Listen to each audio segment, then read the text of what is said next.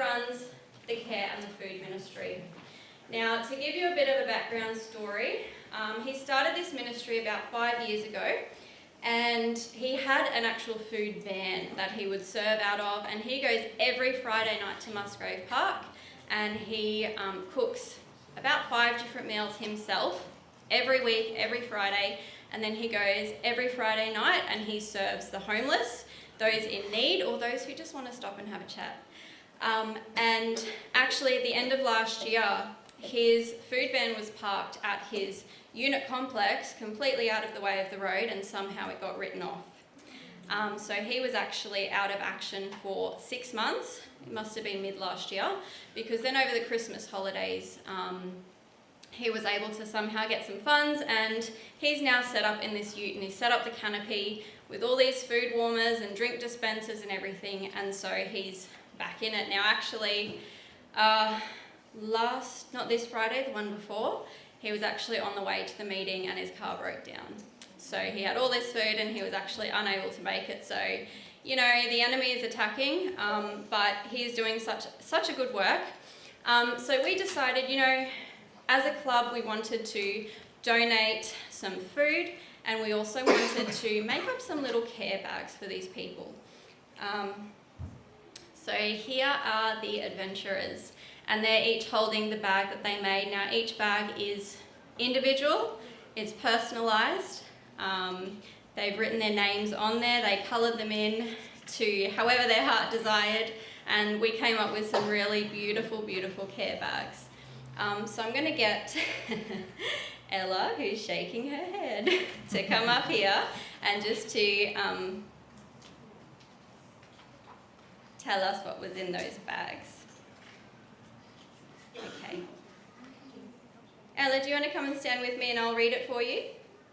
No? That's okay. I'll read what Ella has prepared. Okay, so Ella says, for adventurers this year, we have been doing some really exciting things, including all of us creating a personalised care bag.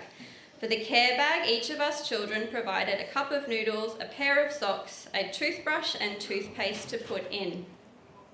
Then we created a jar lantern with crepe paper and glue on the outside and a battery candle on the inside. This is the picture on the left. That one there. Last, we coloured a picture for the front of the bag and a Bible verse card and put our names on it. These were then given to people who really needed some love and care. So as you can see, our theme this year for the youth division is walking in the light. So we decided to share some light with these people who are often living in darkness and going through some really hard times.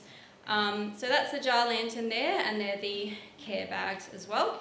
Now, I mentioned to Michael that we had done all of these bags and that I was happy to drop them off to him so he could give them out, and he actually invited me to come along and hand them out with him. So that next Friday, I went to Musgrave Park, and the man on the right, I spoke to him for quite a while. His name is Wayne.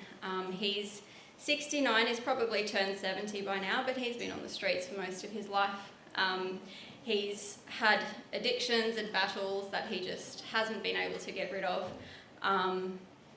Yeah, he was really touched by the bag. He hasn't seen his daughter would be 53, and he hasn't seen her since she was about 5.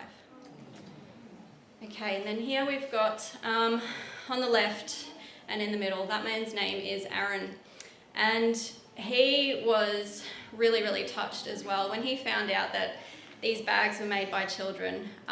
He actually teared up and mentioned that he hadn't seen his daughter for over 2 years, and so yeah, we knew that these bags would be really special to all of these people, but I guess we didn't realise the impact, the real true impact it would have when children in their innocence make these care bags. And a lot of these men were thinking, a gift bag? Oh, okay, I'll take one. They are so not used to people caring for them in that way. But every week Michael goes and does this, and this was just able to bring a little bit more joy to their lives. So also from June up until now, we've been collecting food as an adventurer club, and we're going to donate all of that to Michael. So we've collected things from, you know, canned tomatoes and coconut milk and all of the rest of it, you name it, rice, things that he uses on a weekly basis. And we've also decided to just add some things in there like muesli bars, just things that these people can take with them in their bags and have a bit of a meal of if they're not close to any kind of food pantry or anything like that. So that's what we've been doing. We've actually collected it would be about 3 massive overflowing black containers of food. So that's going to go a really, really long way to help feed these people. I'm just going to go and check whether we are ready for our play, because that's the next thing that we're going to be working on. I won't be a minute.